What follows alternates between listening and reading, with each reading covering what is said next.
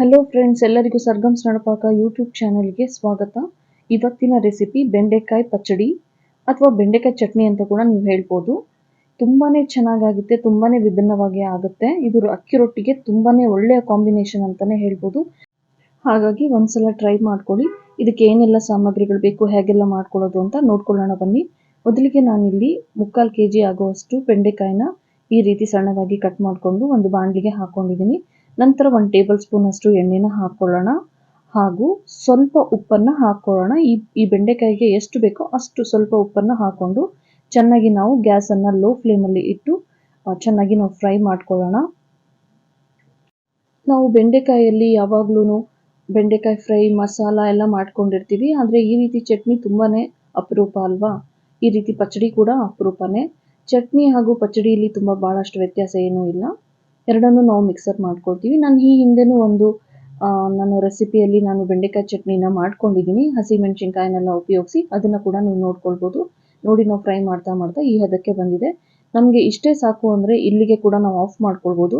ಇಲ್ಲ ಅಂದರೆ ಇನ್ನೂ ಒಂದು ಸ್ವಲ್ಪ ಹೊತ್ತು ಫ್ರೈ ಮಾಡ್ಕೊಳ್ಳೋಣ. ನಾನು ಇನ್ನೊಂದು ಸ್ವಲ್ಪ ಹೊತ್ತು ಫ್ರೈ ಮಾಡಿಕೊಂಡೆ, ಆದರೆ ಇದು ತುಂಬ ಏನು ಬೆಂದಿಲ್ಲ, ಅರ್ಧದಷ್ಟು ಬೆಂದಿದೆ ಅಷ್ಟೇ. ಅರ್ಧದಷ್ಟು ಬೆಂದು ರೆಡಿ ಆಗಿದೆ. ನಾನೀಗ ಗ್ಯಾಸನ್ನು ಆಫ್ ಮಾಡ್ಕೊಳ್ತೀನಿ. ನೋಡಿ ಯಾವ ರೀತಿ ಬೆಂದಿದೆ ಅಂತ. ಇಷ್ಟು ಬೆಂದರೆ ಸಾಕು, ಪೂರ್ತಿಯಾಗಿ ಬೇಯೋದೇನು ಬೇಡ, ಸ್ವಲ್ಪ ಕ್ರಂಚಿಯಾಗಿ ಇರಲಿ. ನಂತರ ಒಂದು ಬಾಣಲಿಗೆ 4 ಟೀ ಸ್ಪೂನ್ ಅಷ್ಟು ಎಣ್ಣೆನ ಹಾಕ್ಕೊಂಡು 3 ಈರುಳ್ಳಿನ ಈ ರೀತಿ ಹೆಚ್ಚಿಕೊಂಡು ಹಾಕ್ಕೊಂಡು ಅದನ್ನು ನಾನು ಈಗ ಫ್ರೈ ಮಾಡ್ಕೊಳ್ತೀನಿ. ಇದನ್ನು ತುಂಬ ಸಣ್ಣದಾಗಿ ಕಟ್ ಮಾಡೋದೇನು ಬೇಡ, ಈ ಥರ ದಪ್ಪನೇ ಕಟ್ ಮಾಡ್ಕೊಳ್ಳೋದು ಒಳ್ಳೆಯದು. ನೋಡಿ, ಈ ರೀತಿ 1 ನಿಮಿಷ ನಾವು ಚೆನ್ನಾಗಿ ಎಣ್ಣೆಯಲ್ಲಿ ಫ್ರೈ ಮಾಡ್ಕೊಳ್ಳೋಣ. ನಂತರ ಒಂದು ಸ್ವಲ್ಪ ಕರ್ಬೇವಿನ ಸೊಪ್ಪನ್ನು ಹಾಕೊಳ್ಳೋಣ. ಮೊದಲೇ ಹಾಕಿದರೆ ಸಿಡಿತಿತ್ತಲ್ವ, ಹಾಗಾಗಿ ನಾನು ನಂತರ ಹಾಕ್ಕೊಂಡಿದ್ದೀನಿ. ಹಾಕಿ 1 ನಿಮಿಷ ನಾವು ಚೆನ್ನಾಗಿ ಫ್ರೈ ಮಾಡ್ಕೊಳ್ಳೋಣ.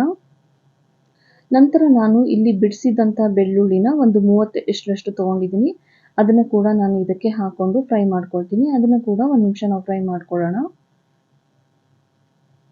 ನಂತರ ನಾನು ಒಂದು 3 ಟೊಮೆಟೊನ ತೊಗೊಂಡಿದ್ದೀನಿ. ಅದನ್ನು ಕೂಡ ಒಳಗಡೆ ಇರುವಂಥ ಬೀಜನೆಲ್ಲ ತೆಗೆದು ನಾನು ಈ ರೀತಿ ಟೊಮೆಟೊನ ಹೆಚ್ಕೊಂಡು ತೊಗೊಂಡಿದ್ದೀನಿ.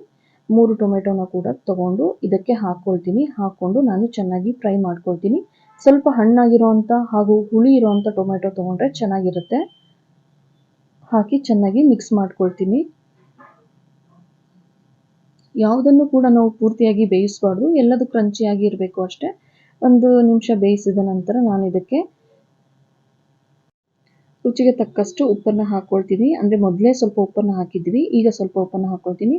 ನಂತರ ಒಂದು ಅರ್ಧ ಟೀ ಸ್ಪೂನ್ ಅಷ್ಟು ಜೀರಿಗೆ, 1/4 ಟೀ ಸ್ಪೂನ್ ಅಷ್ಟು ಅರಿಶಿಣದ ಪುಡಿ,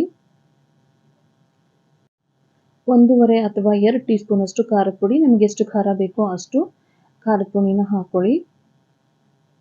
ನಂತರ ಕಿಚನ್ ಕಿಂಗ್ ಮಸಾಲಾನ 1 ಟೀ ಸ್ಪೂನ್ ಅಷ್ಟು ಅಥವಾ ಅರ್ಧ ಟೀ ಸ್ಪೂನ್ ಅಷ್ಟು ಹಾಕ್ಕೊಳ್ಬೋದು. ಹಾಕ್ಕೊಂಡು ಚೆನ್ನಾಗಿ ಮಿಕ್ಸ್ ಮಾಡ್ಕೊಳ್ಳೋಣ. ಆದರೆ ನಾನಿಲ್ಲಿ ಒಂದು ಅರ್ಧ ಟೀ ಸ್ಪೂನ್ ಅಷ್ಟು ತೊಗೊಂಡಿದ್ದೀನಿ.